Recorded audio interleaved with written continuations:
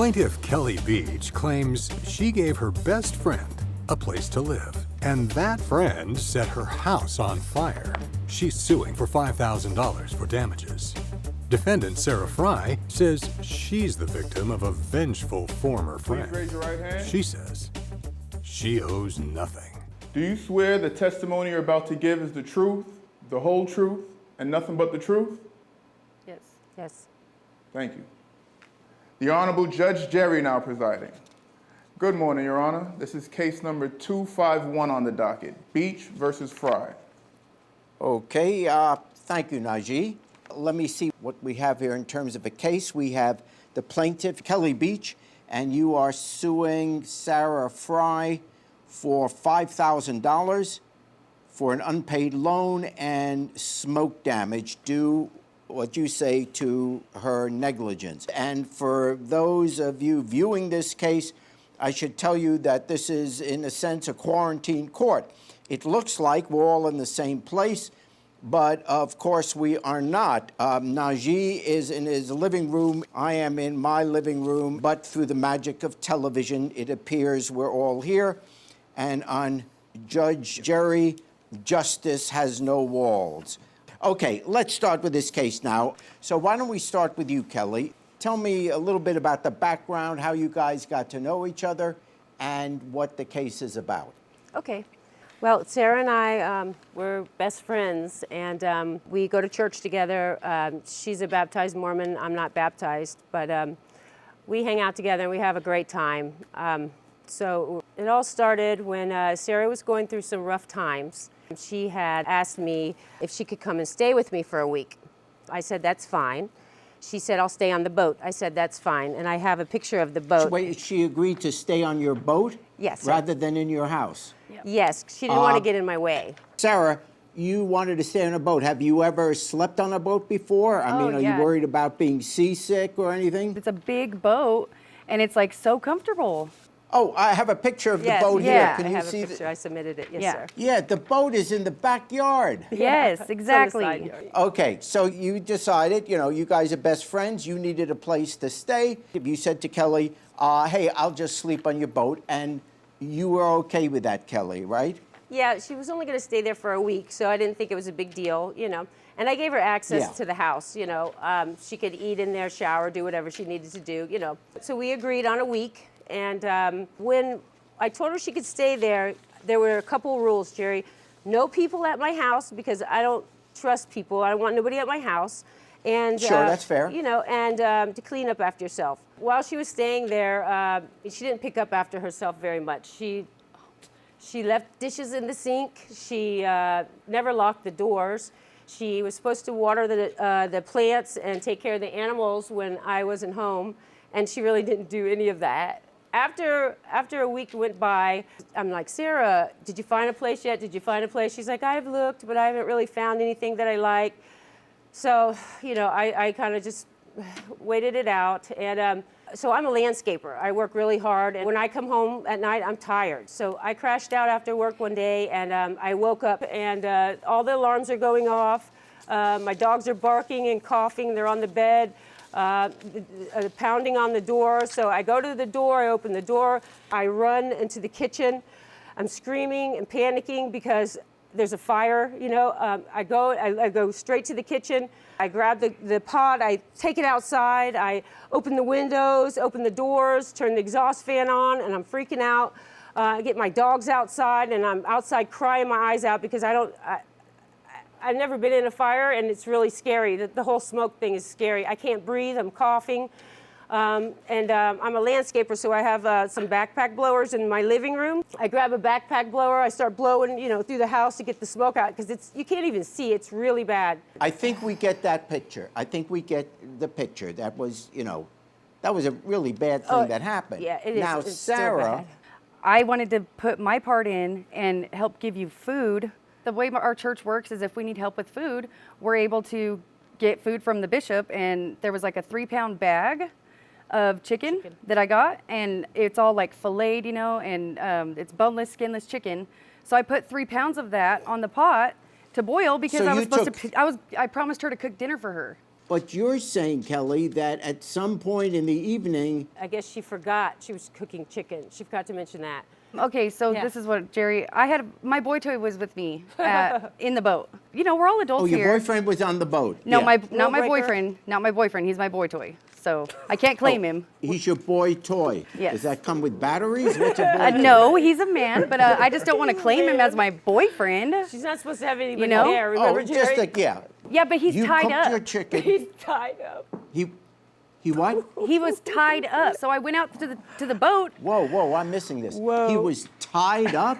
I know it sounds crazy, Too much but yes, information he was for tied me, up. but yeah, she's not even supposed to have anybody there. Now she has somebody tied Chicken up. on, and I didn't think I'd be back there. That like, I thought it would be real quick back, but I mean, it was kind of distracting, So you went out there back to the boat to untie him. Correct. To untie him.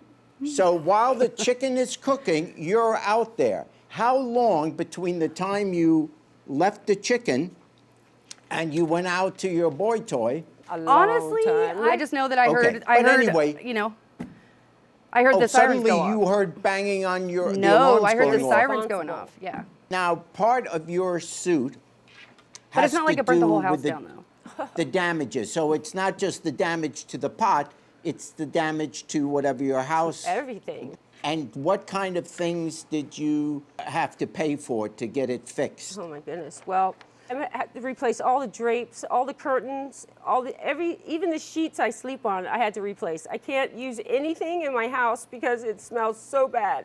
I can understand that. I just want to ask Najee here, you're not just the bailiff, but you're also a firefighter. I assume you have seen these kind of cases where fire starts in the kitchen because someone left the stove on or whatever. It's possible, Judge, as long as the pot was actually burning, and if we could determine how long the pot was burning for, how much smoke was generated from the pot, it is possible. Well, I know that the Okay. smoke alarms were going off when I went out there. I have and a I mean, receipt with I didn't a see no big professional flames, paint. I have Yeah. pictures that you submitted. Right. This is the pot. This is the pot, yes. You apparently left it in the pot Right. Yeah. because Yeah. Well, see, Jerry, you the can tell thing is, here, this chicken, no one wants to eat anymore. right, of course, and I understand that. I mean, I did burn the chicken. Don't get me wrong, I did burn the chicken, but it's not like I burnt the whole house. Yeah, you could have. Yeah, know? you did, pretty much. It's so bad that I am not even living in my house right now. I took my dogs, because my dogs had to go to the vet because they broke out in hives. Myself, I'm coughing up, congested. It's really bad. I'm going to have to do a lot of work, but in the meantime, I'm trying to get Sarah to at least come over and help me clean up the mess, because I work 12-hour shifts and she's nowhere to be found. She's my best friend and she hasn't called me, she won't return my calls, she won't do anything to help me. So that's all right, I'm doing it, but the thing is that's irresponsible of her. I went to the bank, Well- I took my own money out of the bank and I loaned it to her to get her own place, to get her out of my house. Let me just get this straight. We were best friends until I feel like she just has been harassing me, She wanted me to leave, so I left. And I loaned just her haven't money really, to get a I've seen the place. phone ringing and stuff. I think the evidence that you submitted here of the texts back and forth do indicate that there was an expectation that the money would be paid back, because Kelly texts to you, Sarah, hey, I've been trying to get in contact with you. I hope you're okay.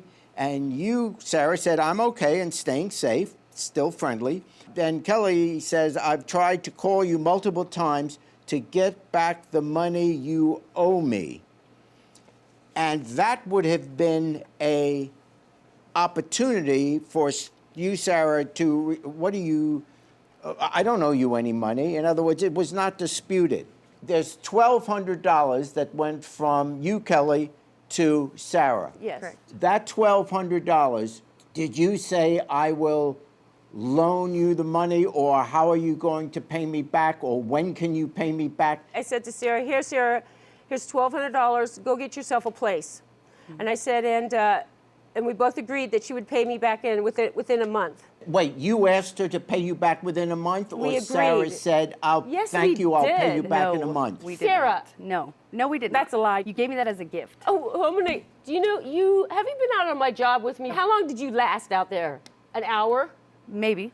Okay, I work hard for my money, and, Right. and I'm not going to give that money away. Why would I give you $1,200? Because you wanted me out of there. You have to pay that money back. I loaned you that money. Just in general, if at least in the beginning you guys were best friends, good friends, whatever. Right.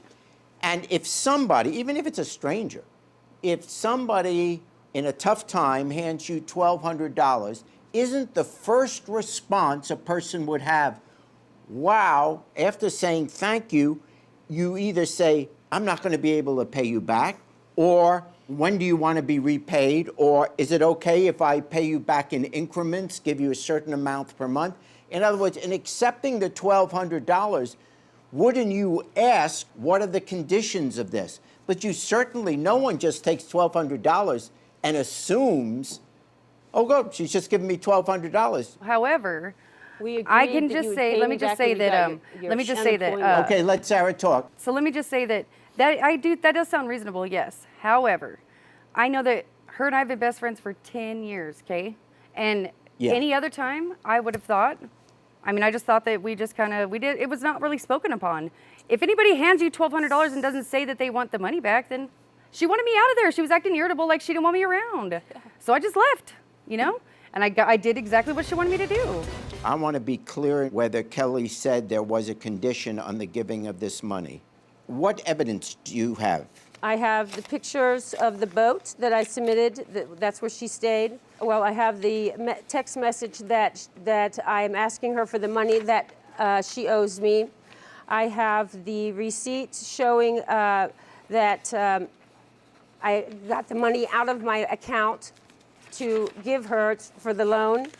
I have the carpet report on how much it would cost to work on the carpet, replace it. I also would like to say, Jerry, that when I came to the hotel yesterday, I had to literally wash the clothes that I brought to wear because they smelled like smoke so bad. I'm not even living at my house right now. I took my dogs and I'm staying in a studio because it's so toxic. I've tried everything to get that out. It's so terrible. It's disgusting. And I've tried every chemical. I even tried mothballs. I tried everything, and it will not go away until I have it professionally done. And I just want to make sure that I get my money back from her, and that she knows how much damage that she's caused me. And I would like to get my friendship back with her if she could be a real human being and understand what she did wrong and help me. I want my life All back. right. Okay, Kelly. And Sarah, what do you say to that? I burnt the pot, not her whole house. She's being dramatic. You have no idea. We're not here because a pot burned. We're here because of the damage Yes. that the burning of that pot did to one's house and to one's, Yes. basically to one's life. Whatever my judgment is, you've had, 10 years of friendship? I know you're angry at each other now, so that I'm Yeah. putting that aside. But and I'm not saying there's not reason to be angry, whatever. But that anger aside, are you going to be back able to put this at some point aside and continue a friendship that has been built on 10 years? That's my guess is, just looking at both of you, that's a third of your life. Yep. I would like to, Judge.Jerry, Okay, well, that's good. That's good to hear. Can you say you're sorry and mean it and help me clean up that mess? That's the only way I could be friends with her again. I am sorry that I did burn your pot. And I'm sorry for all the damages that it did cause. And you'll come over and help me clean up? Well, yeah, if you ask me to, yeah. And I think I heard more than I want to hear about your boy toy. Yeah, right? Yeah, we're still going to talk about that. And you guys say you're Mormons? I'm practicing. I and- just converted. Yeah, we were just converted. Oh, you just converted. Was Yeah. that before you tied him up? Yeah, Yes. right. Now on the serious part on the case. Not only is Najee a firefighter, but you also used to be an accountant. Isn't that right, Najee? This is correct. This is true. Okay. So you are the mathematician here. I'm separating this suit out into various items. Kelly Okay. is suing for the $1,200, which Kelly says was a loan, and Sarah says, no, that was a gift with no conditions. Jerry, may I interrupt? I have a Or receipt. are you saying, wait a second, let me be clear. Sarah, are you saying it was your understanding that the $1,200 may not have been a gift, but it was in a sense a contract? I'll give you $1,200 if you leave. I'm saying that she gave me some money, the $1,200, to get out of her house. She wanted me gone, so I left. That's what I'm saying. So the $1,200, the decision I have to make, is that a gift or is it a loan? Then add to that, based on these receipts, $400 for the cleaning, and then to get the smoke damage out of the house, which is the most expensive part, Which you haven't done yet. getting it out of all the, it has to be chemically treated, et cetera. That's bad. Based on the receipts, to $3,470. So go ahead, how much am I up to? You're at $5,070 total. $5,070. There is no question in my mind, Sarah, that you never intended any harm. Right. This is a case just about negligence. Right. And therefore, not because you meant it, not because you were trying to harm her, but because you were negligent, and the negligence is what caused the injury, I find the transfer of the money, that this was given with the expectation of being paid back. I find for the plaintiff in the sum of $5,000. Thank you, Judge. I only burnt the pot, I didn't really burn the whole house. So I don't really feel like she gets the whole $5,000, but I'm hoping that everything will be done with this point. I feel very good, and I think the judge made the right decision. I'm gonna rekindle this relationship by helping her out of her house to clean. I believe that we can rekindle our friendship and be happy now.